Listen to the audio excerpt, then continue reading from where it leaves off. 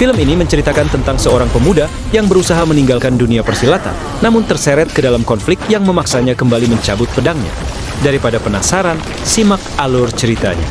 Film dibuka dengan narator yang menceritakan tentang orang-orang di wilayah Jianghu yang takut dengan kultus suci matahari bulan, yang diketuai oleh Ren Wuxing yang terkenal jahat tanpa ampun. Saking jahatnya, Wuxing bahkan membantai pengikutnya sendiri, sehingga pengikut yang tersisa memilih berpihak kepada sekte pendekar timur tak terkalahkan. Karena hal inilah, beberapa kali ada orang yang mengaku sebagai pendekar timur tak terkalahkan yang menantang duel dengan Ren Wuxing, namun Wuxing berhasil mengalahkan mereka semua dan menggantungnya di tebing hutan kegelapan. Suatu hari muncullah seorang wanita bernama Dongfang Bubai yang mengaku sebagai pendekar timur tak terkalahkan. Wuxing yang sombong menganggap remeh dan langsung menyerangnya. Akan tetapi wanita itu mampu menghindari setiap serangan Wuxing. Dilihat dari jurus yang digunakan, wanita itu sepertinya mantan tukang jahit. Dia menggunakan jarum dan benang untuk bertarung. Dengan kemampuannya yang unik, Bubai kemudian melemparkan kuali api ke arah Wuxing dan disusul dengan jarumnya yang menancap tepat di mata kanan Wuxing. Setelah itu, Bubai lanjut mengeluarkan ratusan jarum yang menembus tubuh Wuxing. Wuxing pun kalah dan dipenjarakan. Karena memenangkan duel, Bubai otomatis menjadi pemimpin baru kultus suci matahari bulan. Scan kemudian berpindah ke seorang pemuda yang lagi asyik minum balo. Dia adalah Ling Hu Chong dari sekte Huashan. Di sana muncul juga seorang kakek yang bernama Feng Qingyang yang merupakan tetua di sekte Huashan.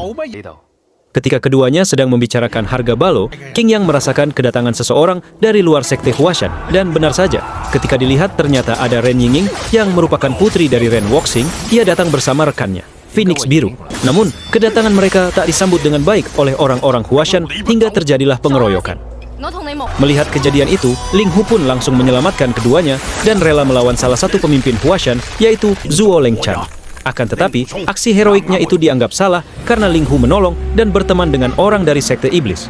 Oleh karena itu, Ling Hu dibawa ke gurunya, yaitu Yue Bukun. Saat diadili oleh gurunya, Ling Hu menjelaskan kalau dia berteman dengan Ren Yingying karena sama-sama suka musik dan tidak ada sangkut pautnya dengan urusan ilmu sekte-sektean.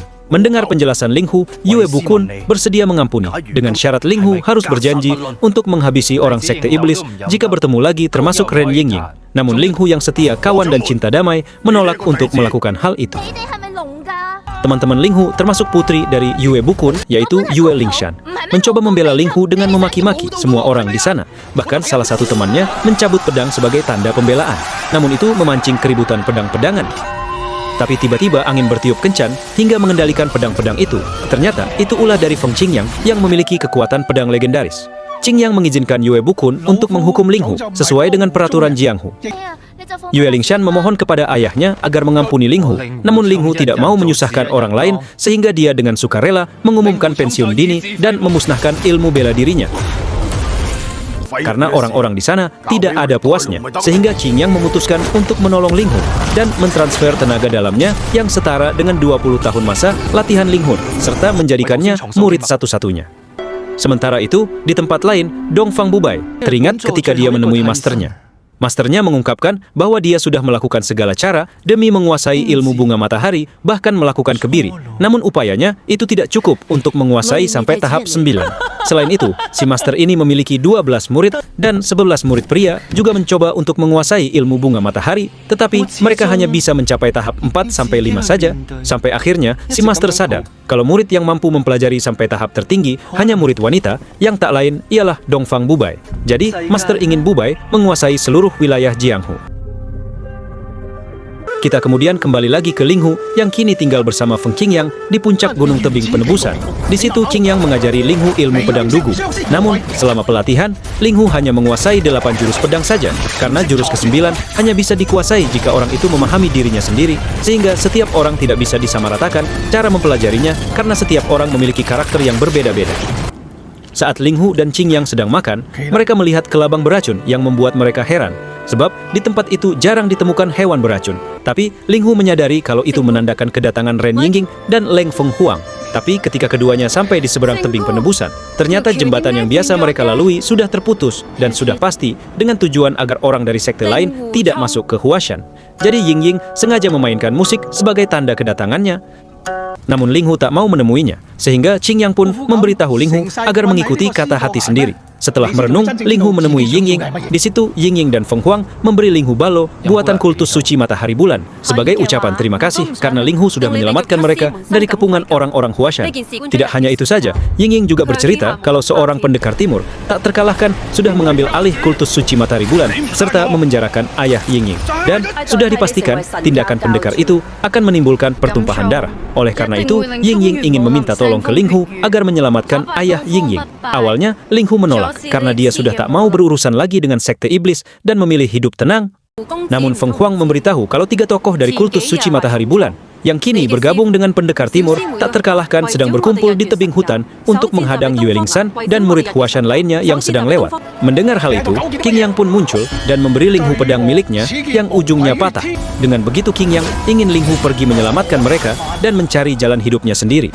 Alhasil, kini Ling Hu, Ying Ying, dan Feng Huang pun pergi ke tebing hutan kegelapan.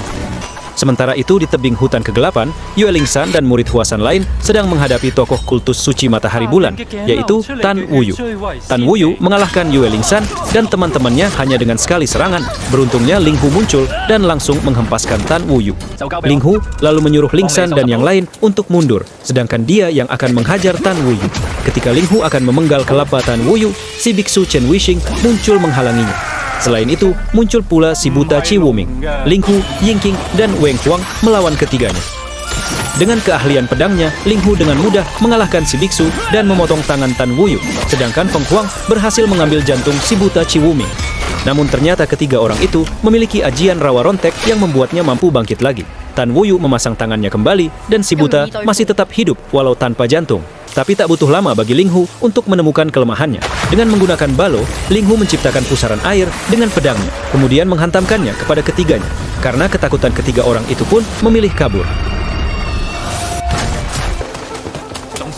Ling Hu memutuskan mengejar mereka, diikuti oleh Ying Ying. Lalu di atas air terjun, terlihat Tan Wuyu menemui Dongfang Bubai. Tapi di waktu yang sama, Ling Hu juga muncul mencoba melindungi Bubai dari Tan Wuyu.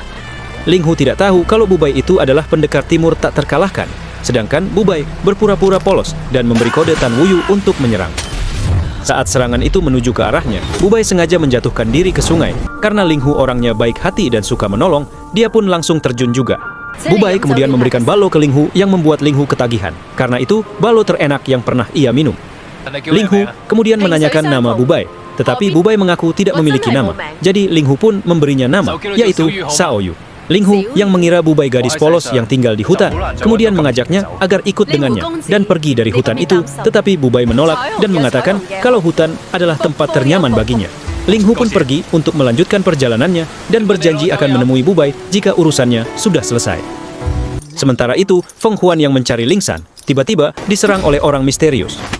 Sedangkan Ling Hu yang sedang mencari teman-temannya juga diserang oleh seseorang, dan ketika Ling Hu berhasil menjatuhkannya, ternyata orang itu adalah Master Yue Bukun. Di malam harinya, Ling Hu dan Bukun beristirahat di bawah batu besar. Ling Hu kemudian menceritakan kronologi bagaimana ia bisa ada di hutan ini. Bukun pun mengungkapkan kalau Lingsan serta yang lain tertangkap oleh kultus pendekar timur tak terkalahkan dan dibawa ke tebing hutan kegelapan. Jadi keduanya segera pergi ke sana untuk menolong Lingsan serta yang lainnya. Bukun lalu membawa Ling Hu ke bawah tebing dan berencana naik ke atas tebing. Tapi di tengah tebing, Bukun mengeluarkan belatinya dan berencana menikam Ling Hu. Beruntung upayanya itu gagal karena tiba-tiba banyak anak panah mengincar mereka. Jadi Ling Hu yang tak tahu apa-apa memutuskan untuk berpencar. Ternyata Bukun berkhianat dan beralih menjadi pengikut pendekar timur tak terkalahkan untuk mendapatkan kitab bunga matahari. Bukun pura-pura meminum pil otak 3 mayat agar diakui sebagai pengikut Bubai. Bukun diperintahkan untuk menangkap sisa anggota aliansi perguruan pedang 5 gunung.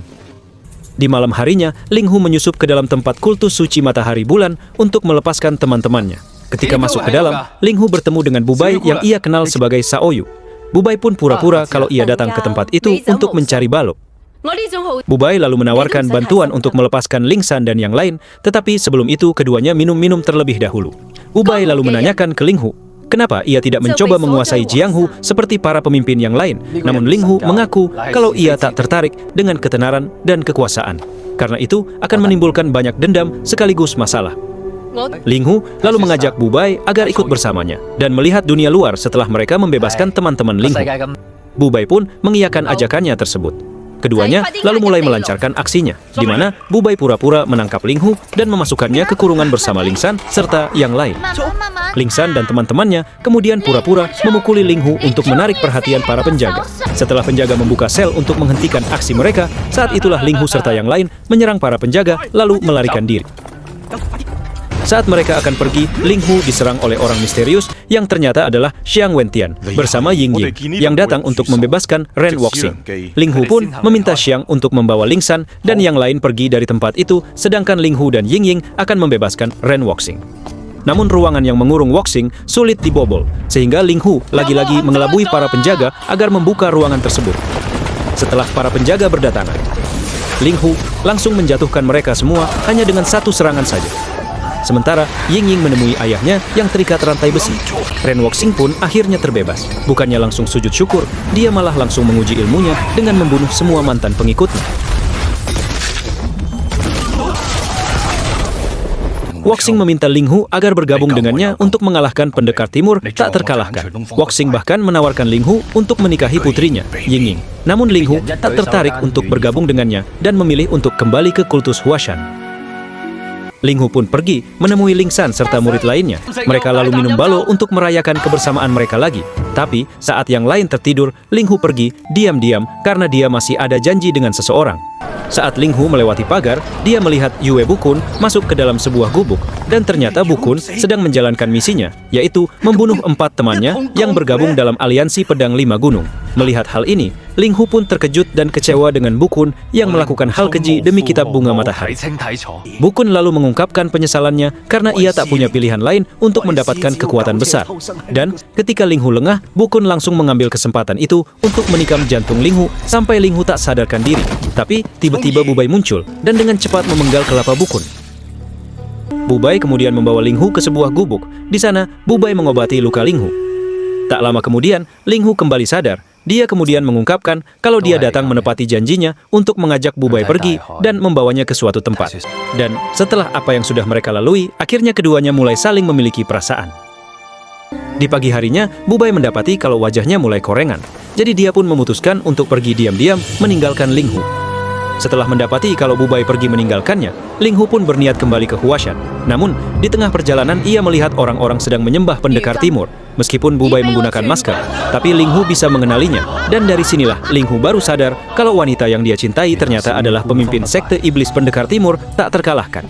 Tak lama kemudian, Feng Huang yang berhasil tertangkap kemudian dibawa ke hadapan Bubai. Karena terlalu berisik, Bubai pun menjahit Feng Huang, kemudian meminum darahnya. Seketika koreng di wajah Bubai pun hilang. Bubai lalu menemui Ling Hu di saat Ling Hu sudah mengetahui semuanya. Tentu saja Ling Hu marah dengan Bubai yang tak jujur dari awal dan kemudian pergi begitu saja. Ling Hu kemudian sampai di Huashan dan mendapati seluruh tempatnya terbakar serta murid-muridnya terbantai. Tapi untungnya Ling San masih hidup meskipun kedua matanya mengalami kebutaan.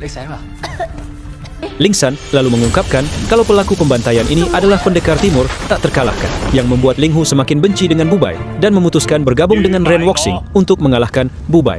Tak menunggu lama, Wuxing, Ying Ying, Xiang, dan juga Ling Hu langsung pergi ke tebing hutan kegelapan dengan membawa pasukan. Xiang dan pasukan kultus suci matahari bulan melawan pasukan pendekar timur. Sedangkan Ling Hu, Wuxing, dan Ying Ying langsung pergi menghadapi Bubai. Ling Hu kemudian mengungkapkan kekecewaannya kepada Bubai karena sudah membunuh murid-murid Huashan. Namun kroco, Bubai marah sebab Bubai tak pernah melukai murid-murid Huashan. Dan akhirnya pertempuran besar antara mereka pun terjadi, di mana Wuxing berhasil menghabisi 2 kroco Bubai, sedang Bubai membentangkan kain merah di tempat tersebut. Di situ Bubai dengan santainya melawan mereka dan berhasil melukai Wuxing. Ling Hu kemudian duel dengan Bubai. Duel maut antara Ling Hu dan Bubai pun berlangsung cukup lama. Ketika Ling Hu hampir menusuk Bubai menggunakan pedangnya, tapi Bubai berhasil mendorong Ling Hu sampai terlempar cukup jauh. Disitulah Ling Hu ingat ucapan Master King yang membuatnya bangkit lagi dan berhasil menikam jantung Bubai dengan jurus pedang yang ke-9. Tapi anehnya, Ling Hu tidak merasakan adanya jantung di dada Bubai. Karena ada kesempatan, Wuxing pun menggunakan kekuatannya untuk mendorong Bubai hingga jatuh ke jurang. Dengan sigap Ling Hu pun ikut terjun untuk menangkap Bubai. Dan kini terungkaplah kalau sebenarnya Ling Hu sudah tak tertolong setelah jantungnya ditikam oleh Bukun. Jadi Bubai memutuskan untuk memberikan jantungnya ke Ling Hu. Bubai juga selalu meminum obat otak 3 mayat agar tetap hidup karena sudah tak memiliki jantung. Hal ini menunjukkan kalau perasaan Bubai ke Ling Hu memang tulus. Lalu di malam harinya, Woxing merayakan kemenangannya, melawan Bubai hingga tertawa kegirangan. Mendengar suara tawa itu, Ling San sadar kalau suara itu sama dengan suara pelaku yang membantai para murid Huashan, yang artinya pelaku pembantaian bukanlah Bubai, melainkan Ren Woxing. Tapi ketika Ling Hu akan menarik pedangnya, Ling San segera menghentikannya karena nantinya hanya akan menimbulkan dendam berkepanjangan dan lebih memilih pergi dari tempat itu. Meskipun Woxing menawarkan Ling Hu untuk menjadi wakil kultusnya, tetapi Ling Hu langsung menolak dan pergi bersama Ling San. Begitu pula dengan Ying Ying yang sebenarnya sudah mengetahui kekejaman ayahnya, sehingga Ying Ying juga pergi meninggalkan ayahnya. Film ini lalu ditutup dengan rasa penyesalan Ling Hu atas kematian Dongfeng Bubai.